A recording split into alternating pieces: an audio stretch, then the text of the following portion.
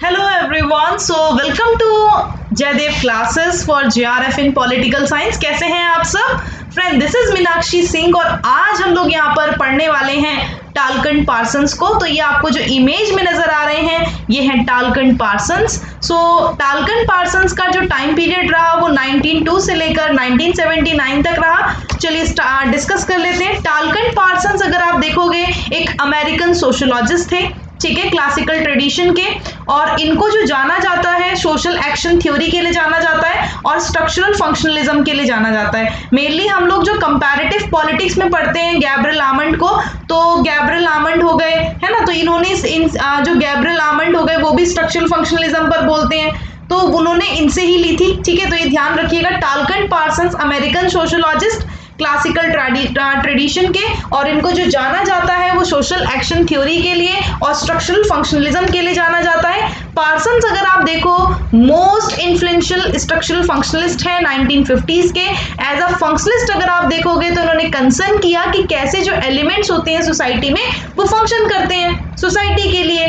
तो पार्सन्स अगर आप देखो मोस्ट इन्फ्लुएंशियल स्ट्रक्चरल फंक्शनलिस्ट हैं, संरचनात्मक प्रक्रियावादियों में से एक थे। और ये जो आप देखोगे एज अ फंक्शनलिस्ट, तो उन्होंने कंसर्न किस बात पर किया? उन्होंने इस बात पर चिंतन किया कि समाज के तत्व समाज के लिए कैसे काम करते हैं, एलिमेंट जो है सोसाइटी के वो कैसे फंक्शन करते हैं।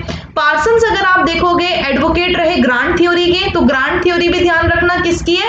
पार्सन्स की है। तो ग्रांट थ्योरी के अंदर अगर आप देखोगे इसमें जो attempt to integrate all social science into the over reaching theoretical framework, तो पार्सन्स ग्रांट थ्योरी के भी पैरोकार हैं जो सभी सामाजिक विज्ञानों को एक व्यापक सैद्धांतिक ढांचे को एकीकृत करने का प्रयास था।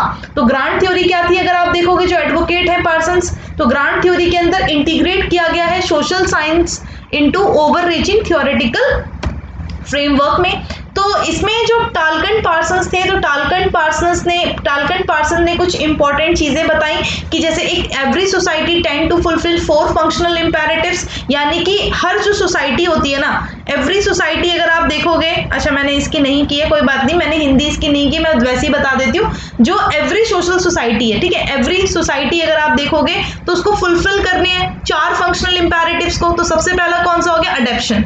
अडेप्शन यानी कि फिजिकल एंड सोशल एनवायरनमेंट में क्या करना? अडेप्ट करना, है ना। फिर सेकंड है गोल अटेनमेंट, किसी भी गोल को अटेन करना, उसको प्राप्त करना। ये नीड है डिफाइन करने के लिए। सबसे पहले हमें क्या करना पड़ेगा? डिफाइन करना होगा अपने प्राइमरी गोल्स को। उसके बाद इंडिविजुअल क्या करेगा? उन गोल्स को अटेन करेगा।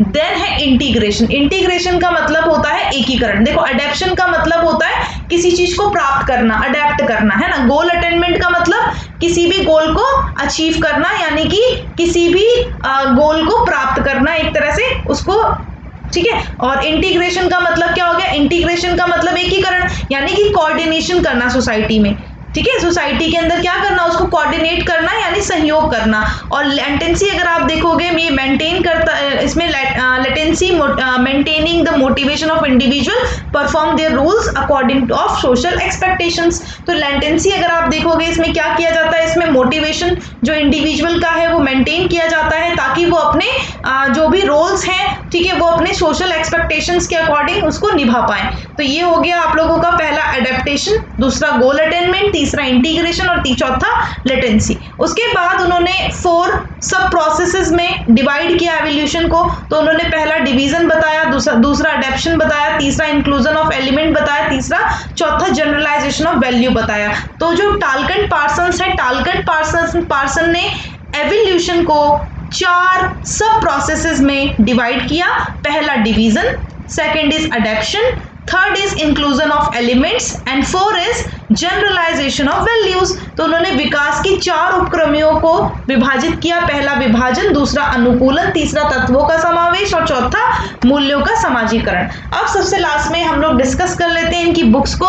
तो जो इनकी बुक्स रही, sociological theory and modern society 1968 की है, the structure of social action 1937 का है, पॉलिटिक्स एंड सोशल स्ट्रक्चर 1969 का है, द सोशल सिस्टम 1951 का है, structure and process in modern society 1960 की है, ये हिंदी में बुक्स है। समाजशास्त्रीय सिद्धांत और आधुनिक समाज, सामाजिक क्रिया की संरचना, राजनीतिक और सामाजिक संरचना, सामाजिक व्यवस्था और आधुनिक समाज में संरचना और प्रक्रिया। इसके अलावा ऐसे इन सोशियोलॉजिकल थ्योरी है 1949 का, सिस्टम ऑफ मॉडर्न सोसाइटी है 1971 का, सोशल स्ट्रक्चर एंड पर्सन है 1964 का, family socialisation and interaction process है 1955 का और नेशनल सोशलिज्म है 1993 का।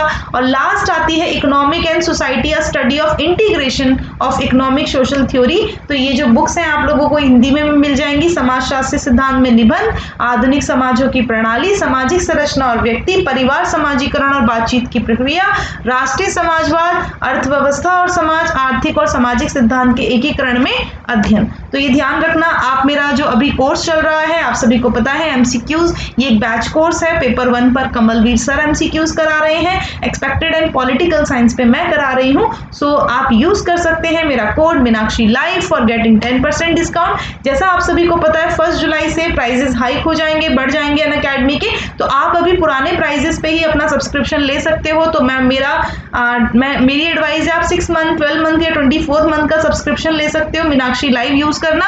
जो 1 मंथ वाला है ये आपको 2300 समथिंग का पड़ जाएगा, 3 मंथ वाला 5000 समथिंग, 6 मंथ वाला 9000 समथिंग और 12 महीने वाला आपका 10,000 समथिंग का पड़ जाएगा। एंड अगर ये वीडियो अच्छी लगी तो जरूर लाइक करके जाना। Thank you, thanks for watching, bye bye to all, bye bye.